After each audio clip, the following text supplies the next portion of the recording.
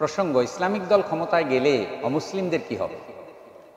সুবহানাল্লাহ, অমুসলিমদের কি হবে মানে অমুসলিমদের থাকবে, তারা তাদের ধর্মীয় অধিকার পাবে, রাষ্ট্রীয় অধিকার পাবে, পড়ালেখার অধিকার পাবে, নাগরিক অধিকার পাবে, প্রত্যেকটি শিক্ষাঙ্গনে তারা তাদের ধর্ম শেখার সুযোগ পাবে, তারা আদালতে ন্যায় বিচার পাবে, ইসলামপন্থীদের কাছে তারা তাদের মর্যাদা নিয়ে থাকবে, তারা কারো করুণার পাত্র হবে না।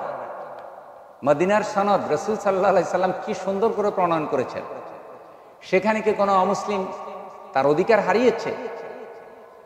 ইসলামের শ্রেষ্ঠত্ব তুলে ধরবে, ইসলামের সৌন্দর্য দেখেই অমুসলিমরা ইসলামকে সেরা বলবে, ইসলামের আদর্শে অনুপ্রাণিত হয়ে তারা ইসলাম কবুল করবে। আর আপনি স্বাভাবিকভাবে সবার জন্য কালেমার দাওয়াত ওপেন দিতে পারেন।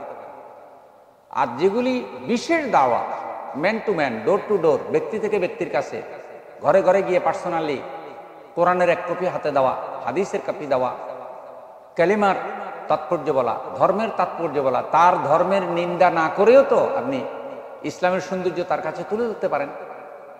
সেটা আপনি পার্সোনাল অবস্থান থেকে করবেন। কিন্তু ইসলাম তো শুধু মুসলমানের কল্যাণে আসেনি, ইসলাম তো সব ধর্মের কল্যাণে এসেছে।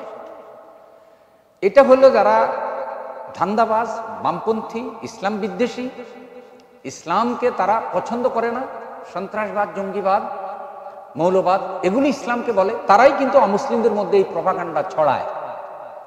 আপনার বাড়ির পাশে যদি একজন অমুসলিম থাকে, তার বাড়িতে আগুন লাগলে আপনি পানি ঢালবেন না? আপনার অমুসলিম একজন যদি অসুস্থ হয়, আপনার প্রতিবেশী, তাকে আপনি চিকিৎসা দেওয়ার জন্য হাসপাতাল নেবেন না?